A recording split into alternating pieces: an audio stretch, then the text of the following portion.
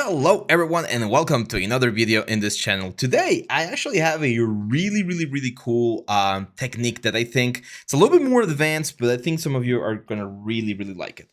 So this is a character that I created several years ago for a demo that I did at a university over here, and I was doing some like concepting stuff. It's one of my favorite creations, to be honest. I really like this guy. I don't think I ever like give him a name or anything, but it was just a cool guy. Some people tell me it looks a little bit like the one from Lilo and Stitch. And of course, as we've mentioned before, there's always a little bit of inspiration that we get there. I wasn't thinking about that particular one, but our mental library is made out of all of the things that we normally like see and do. So, someone in the comments in the last couple of videos has been asking about layers. And I want to show you how powerful layers can be to create something interesting here. So the first thing I want to show you guys is this thing actually has a UV. It's not a perfect UV, but it's a UV. And what I'm going to do here is I'm going to export this thing. So I'm going to say C plugin.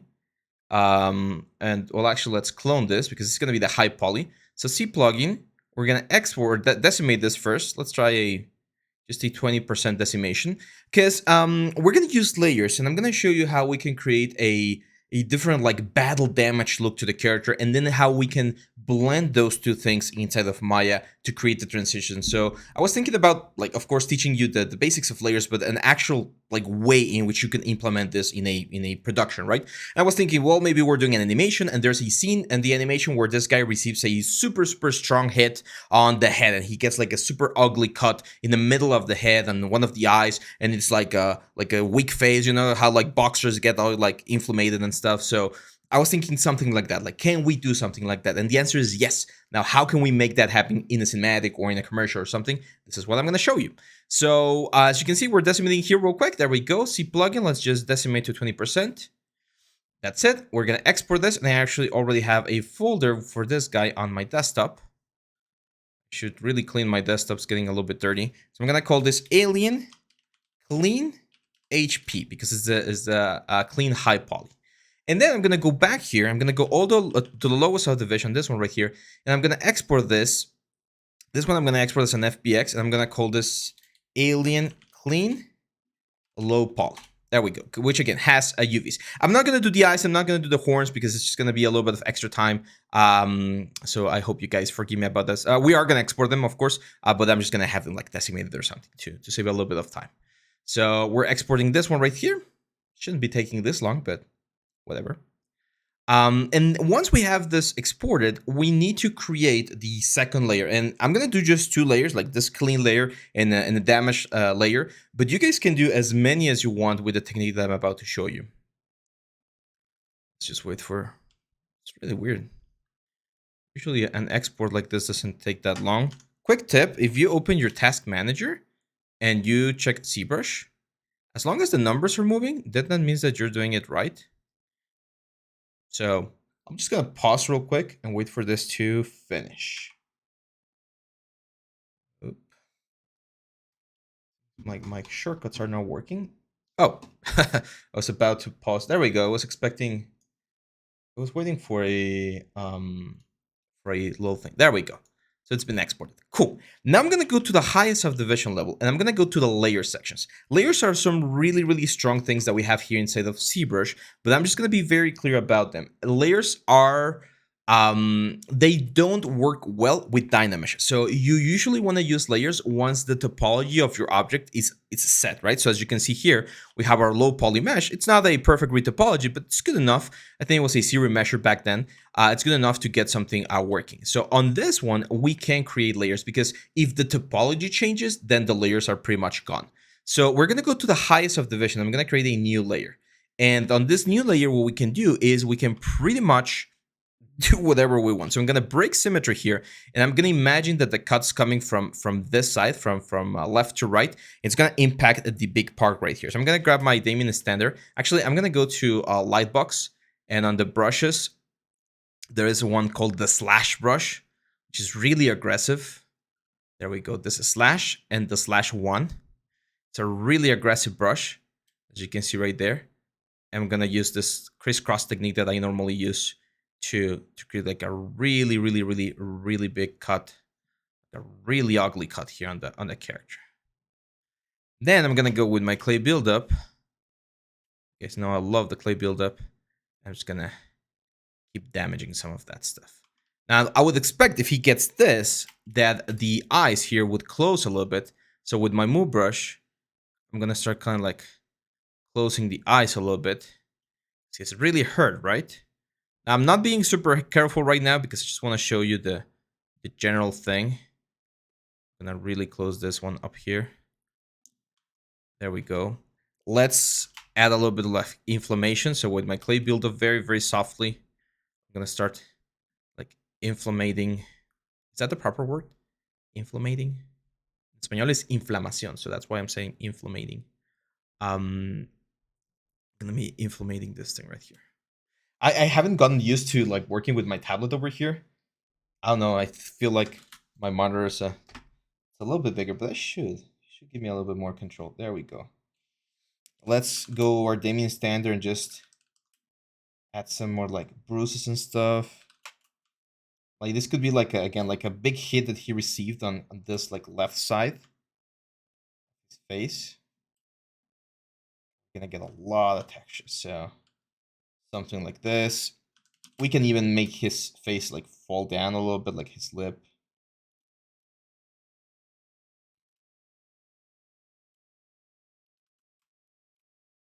Really want to add again more like inflammation on this area. Let's add more wrinkles as well. And this is one of the great things about layers you're going to see in just a second. Anytime you add something to a layer, at any point, if I stop recording by clicking that button right here, I can just blend back to the original one, see?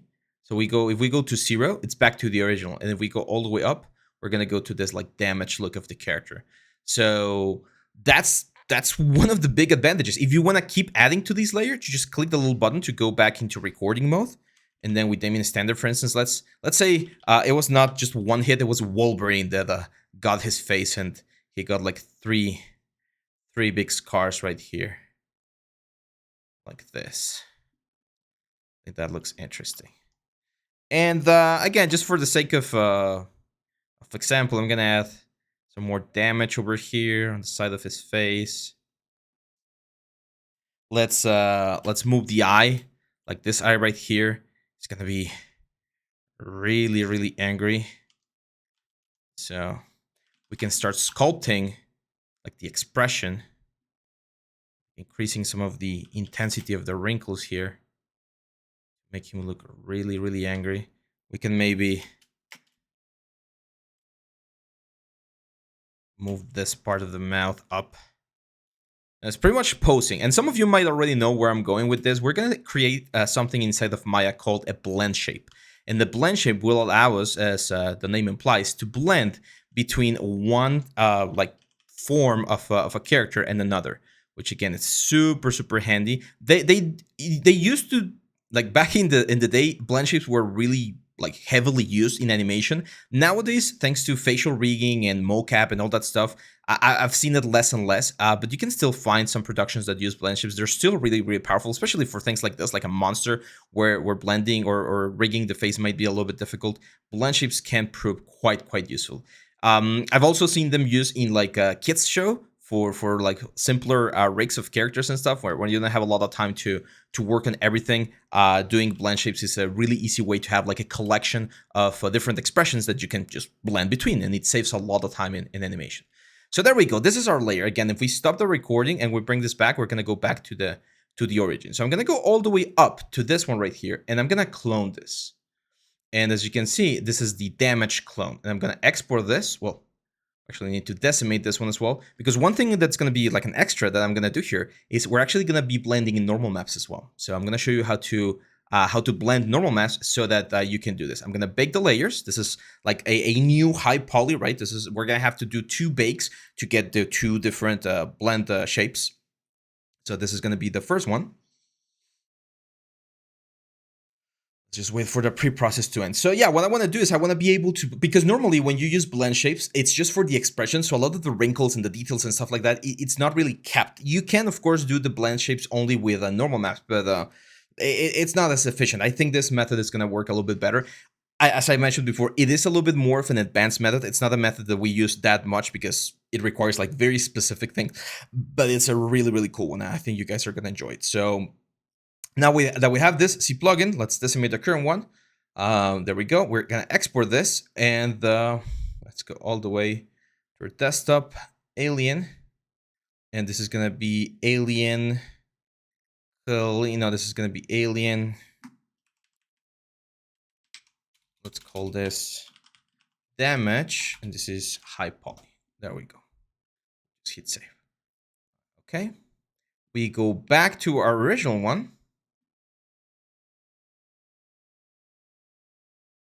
Just wait for this. It's 800 polygons, so that's like over 1 million polys. 800,000 points. Remember, anytime you see this number, it's double the number on the export thing. For the amount of like polygons. There we go. Let's go back here. And now I'm going to press Shift D to go to the lowest subdivision level, because this lowest subdivision level, this is the blend shape that we want to capture. So I'm going to export this again. It's going to be clean. We're actually going to be damaged. Damage, low poly. There we go. Okay. Cool. I'm going to grab the horns. Let's go here to the horns. The horns are quite heavy, but not that heavy. So I'm just going to export them. I'm actually going to decimate it. Let's clone them. Let's go to this one. C plugin. I'm just going to do a basic like 35K decimation. Again, I'm not going to do this process, but you could do it. If you want to add like damage to the horns, different than the one that has the normal one, you can use the same technique to do so. Let's export this. It's going to be horns. Let's go again to our desktop. Alien. There we go. Okay. And finally, the eyes. There we go. So export eyes. Perfect. I'm going to move my tablet to the side. And let's go into Maya. Well, actually, before Maya, I actually want to do Substance to get the map. So I'm going to go to Substance Painter. There we go.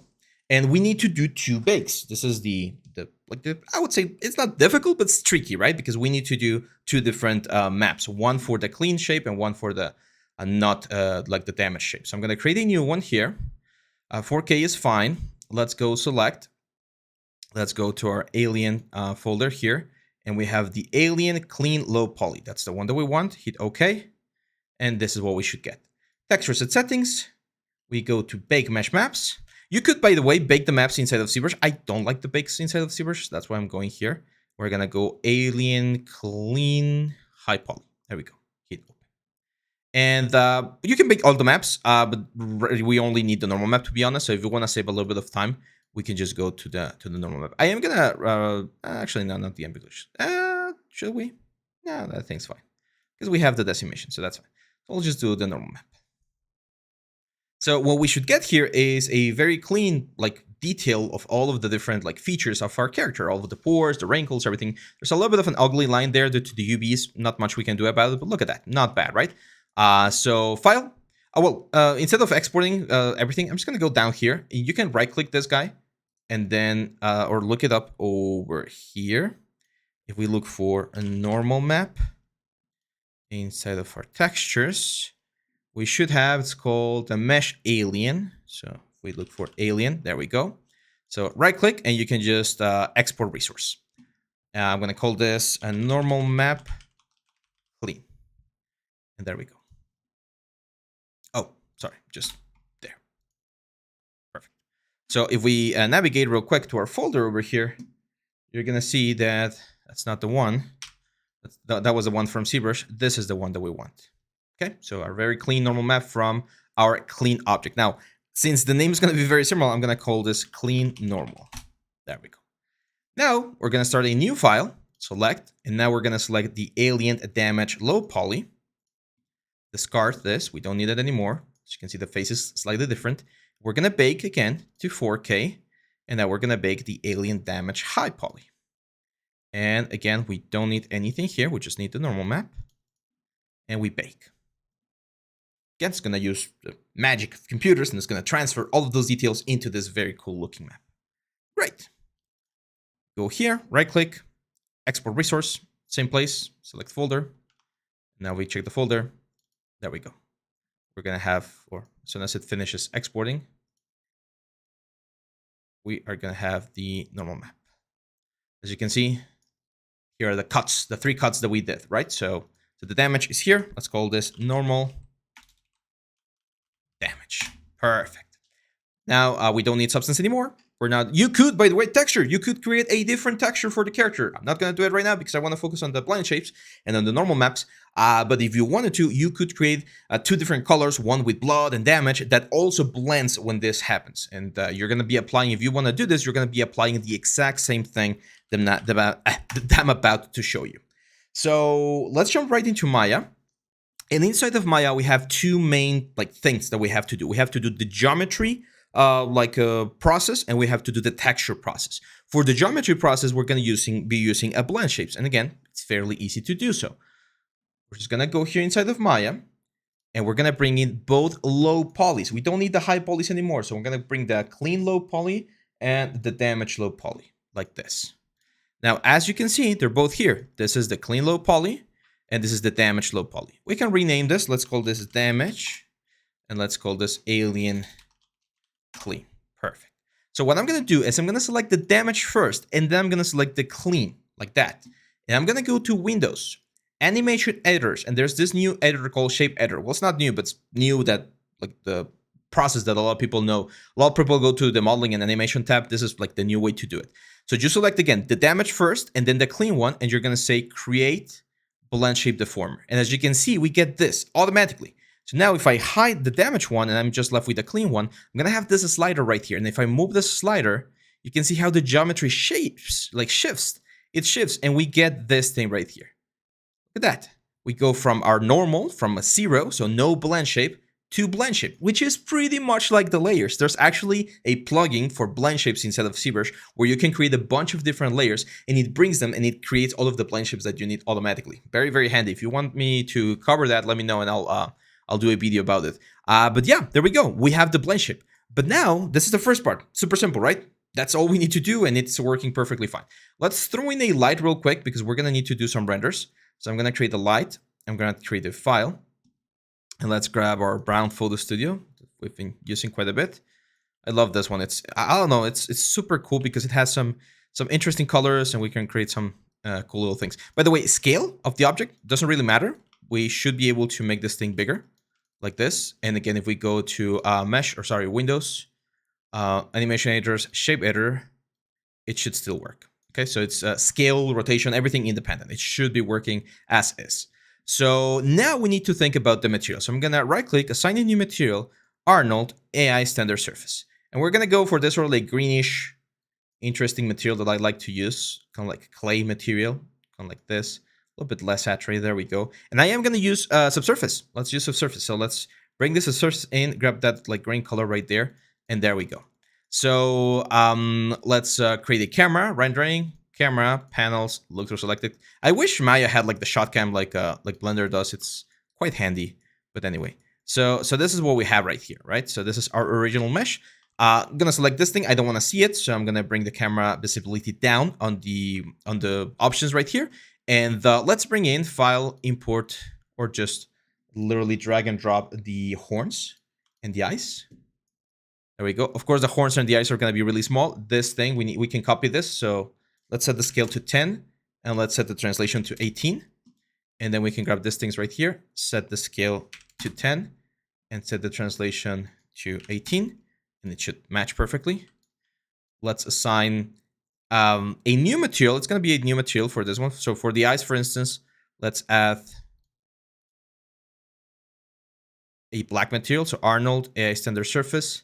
Let's do like a black glossy material. And for this guys, assign new material, Arnold AI Standard Surface. Let's go for like a beige or horn material, like that.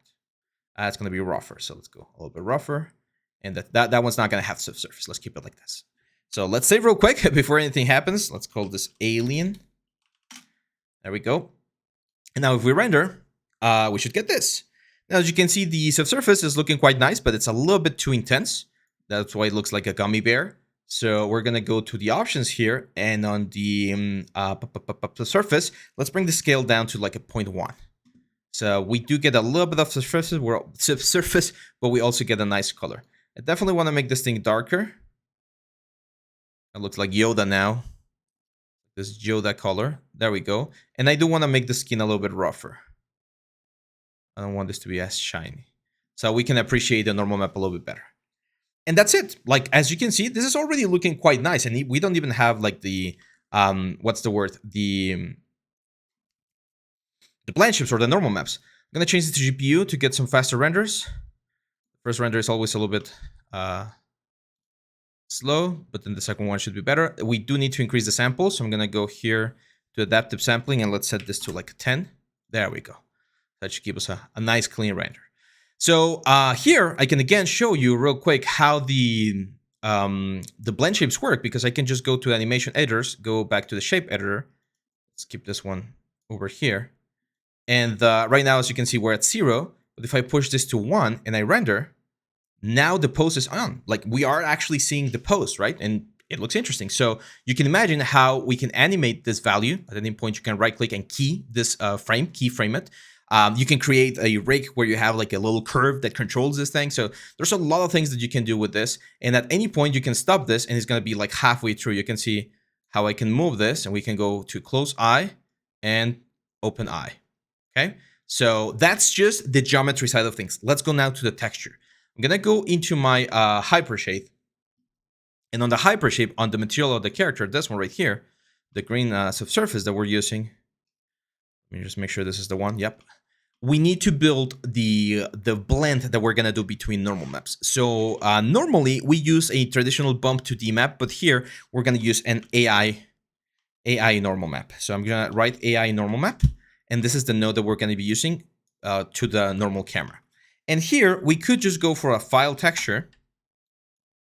And then this file texture, we can just grab the clean normal map that we have, this one right here. Hit open. Very important, this is a normal map, so it should be set to utility raw, so that we're not like doing any sort of like color transformations. And then the color goes into the input of the normal map. That should be it. Let's give it a go. So let's go to our render and render. And technically that should give us, it's of course going to transform this into a texture file. But once it's done, it should give us all of the detail. Am I seeing it or am I not seeing it?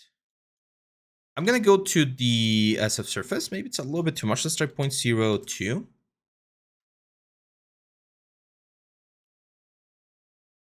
Really want to see it and I'm not seeing it. Geometry, AI normal map. It's there. Is it too soft? Too shiny, maybe. Let's go to the roughness. Let's increase the roughness a little bit more. Let me change this back to sRGB. I mean, it shouldn't be that the case, but let's just give it a shot.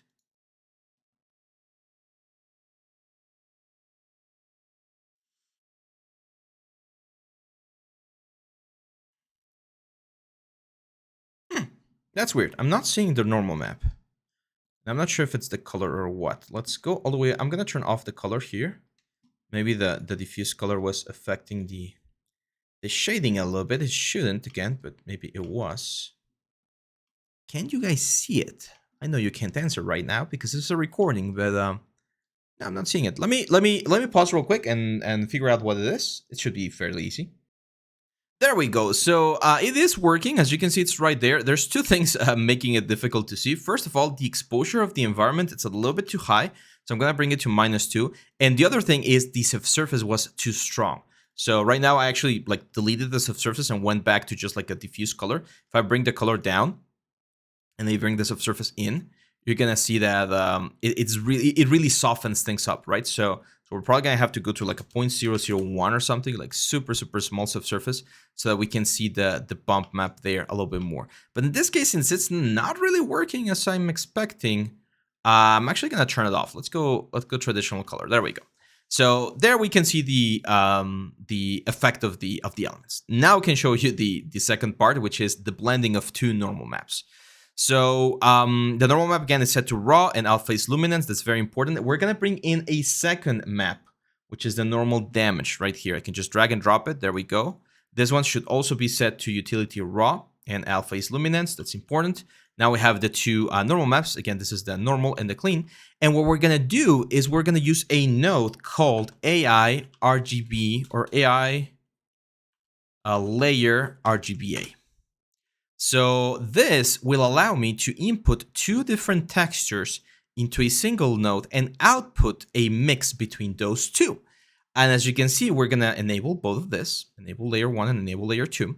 It's just going to be over. We just want one of them to be over the other one. No special like multiplication or anything, because most of it's pretty much the same thing, right? So if we blend between one and the other, the only things that are going to change or should change are the things that we are modifying.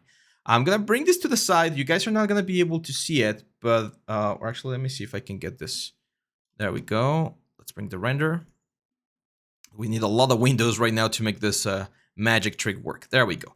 So right now, if I render, of course, it's going to convert the other texture that's going to be using the damaged normal map. But once we're ready,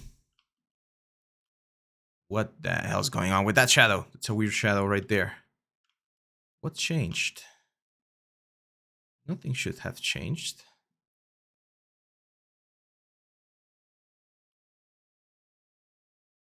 This thing? Oh, it's the alpha is luminance. Okay, I'm going to turn it off. There we go. So no alpha is luminance. There we go. So clean base, clean normal map. We can make this thing damage. We can push the blend shape up. And now if we go to this node right here, to the AI layer RGB, we can bring the mix down. And by doing this, as you can see, we're going to get the other normal map. And that's pretty much it. We get the other normal map and we can blend from one to the other. If we bring this down like this, what's going to happen is we're going to have the basic head with the injuries, which maybe if you want to continue the animation, this is what you want. You want to keep the injuries now because the animation is just going to keep going. So this is the back and forth that you can do with model and texture to create something interesting. Let's go back here to the point, and let's say we're like halfway through. We're halfway right there in the transition of the hit. We can also go here to the mix and go halfway through on the mix, and you're gonna see that pretty much all of the things that are the same are gonna remain the same, but we're gonna start seeing a little bit of this thing going there. Again, as soon as I start lowering this, you can kind of see how the damage is starting to appear. And if we go all the way to the bottom here, that's where the full damage is gonna appear, like that, all of the cuts right here. Now imagine how by combining this, we could get a texture, like a different even surface effects. Like there's so many things that we can combine by playing around with blend shapes, with layers here, with the AI layer RGB. This thing right here, you can use this for color. You can use this for roughness. You can use this for any map that has like a color input.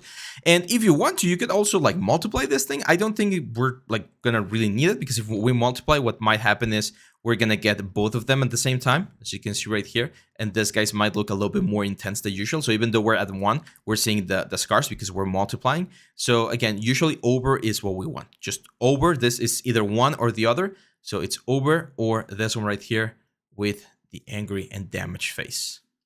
And that's it, guys. I hope you guys liked this video. I know this was a little bit more technical, but I think this is a trick that could be useful for some of you. If you're a character artist and you want to create variations for your characters, this is another great way to do it, and it's production ready. So make sure to use this trick. Make sure to use layers inside of ZBrush, blend shapes. They're amazing.